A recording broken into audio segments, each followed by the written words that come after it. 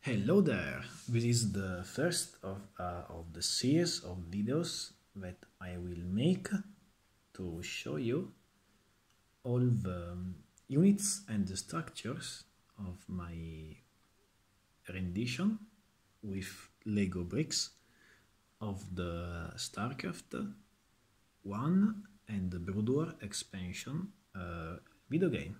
So, the first unit you have in the Protoss race, that I will start with the Protoss race, is the probe.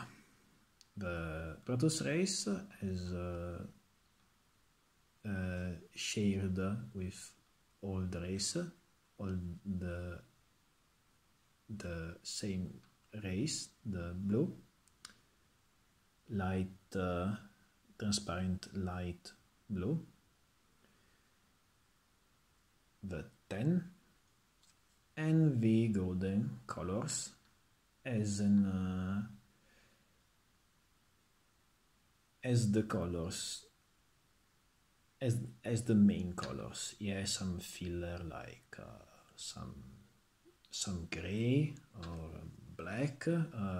They are filler colors. I mean, I didn't found any piece like this, for example, in a 10, because the Protoss in the game have a golden sand-ish color scheme with the accent color can vary. I use the accent color of blue because these are the Protoss which are the same tribe of Artanis,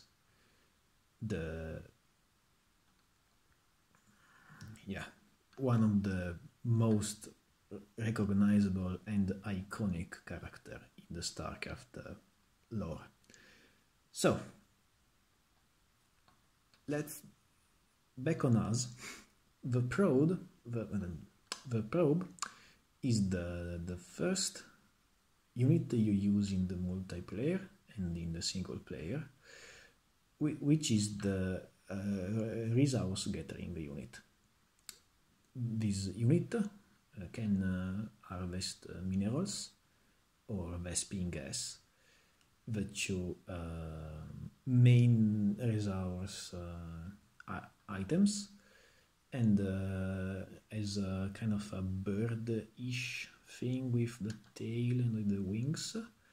To get the tail to stay still, I used some clear pieces that are not so visible from the distance until light hits directly on them, but it's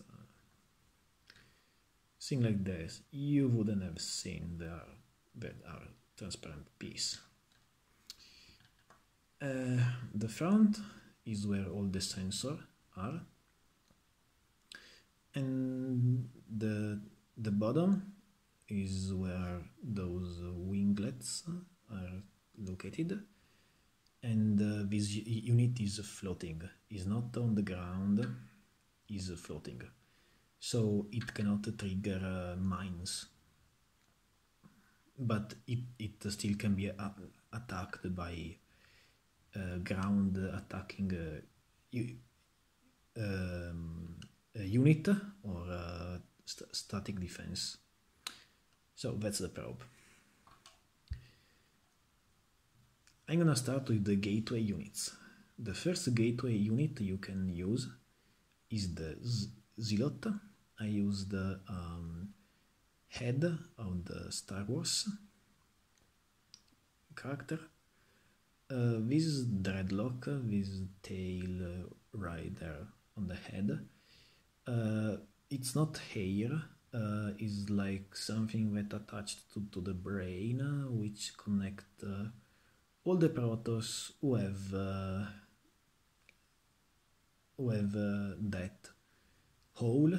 Some Protoss cut this neural cord, is called in the lore, and we are the dark Templar one. This is a Templar, a regular Templar.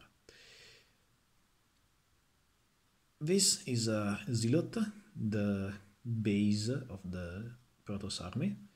Is a melee, short range attacking unit. These blades are his weapon, and the zealot attacks like that. Like I used the Galaxy squad weapons, the torso of the Atlantis warriors of the Justice League set, and the chest plate of the Nexonite 2018 sets. The second unit you unlock and you can use from the gateway is the dragoon. When a zealot is heavily damaged in battle, his body gets implanted into a mechanic shell, which is the dragoon, and the dragoon has this thing that spins in the bottom of this of the chassis. Is I get a thing like this. It's not shown in the game how the bottom of the dragoon chassis is, so I assume it's like that. The body I used on side construction like this that pinches the entire body down and up. When the dragoon locks on a target, this spinning thing stops, and the two halves can be hatched to shoot a laser thing at the enemy. The inside of the dragoon, that's the driver compartment is. The driver is in fact a damaged zealot with some cybernetic implants on the head, and the center of the dragoon is hollow. In the game is filled with nutrient fluid to not let the damaged part of the dragoon of the zealot get rotten into the body of the dragoon. So since I couldn't use water, I left it hollow, but just for information, is filled in the game, and when in fact when a dragoon is destroyed, it leaves on the battlefield kind of a stain of the blue nutrient fluid. That's the High Templar, the Templar which did not cut himself off from the psychic connection that the neural cord provides to all the Protoss warriors. That's the High Templar, and the High Templar in the game, the portrait, it's supposed to have a head with this color, but the head is so far into the chest plate that is obscured, that is shadowed. So I used the Java head to get the impression of a chest plate that's like casting a shadow on the High Templar head. That's the Kaidarin crystal, which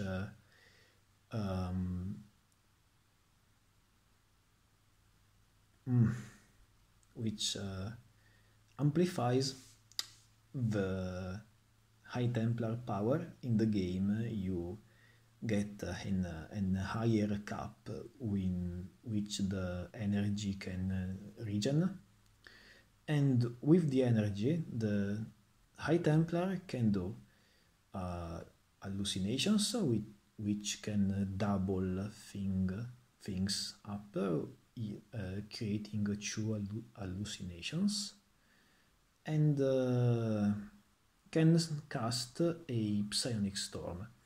A psionic storm is like a psychic storm, and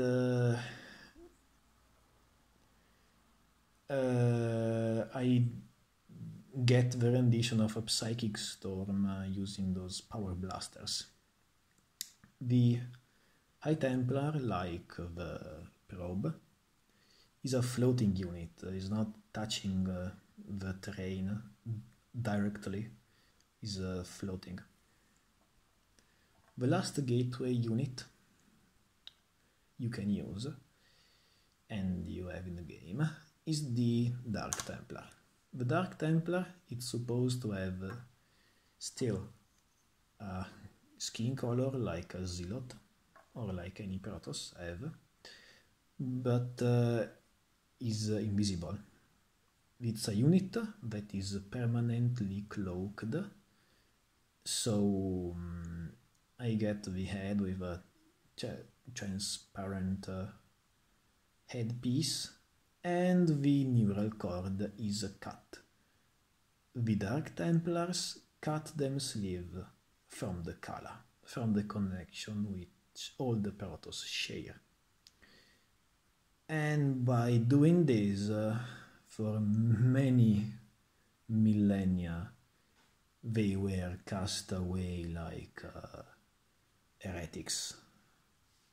But with the events of the first Starcraft game, eventually the Protoss that have the neural cords untouched and the Dark Templars got together so they can pacify each other.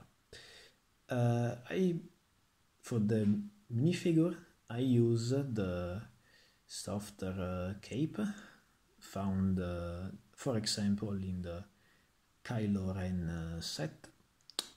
For the psychic sword, I use a piece which you can find in Ninjago sets, and the torso and the leg piece is from the Marvel superheroes set of the first Avenger movie. So here you are, the gateway units you can unlock, you can use and unlock through the game, for the first Starcraft game. Hope you enjoyed it, hope you find it helpful. See you in the next video.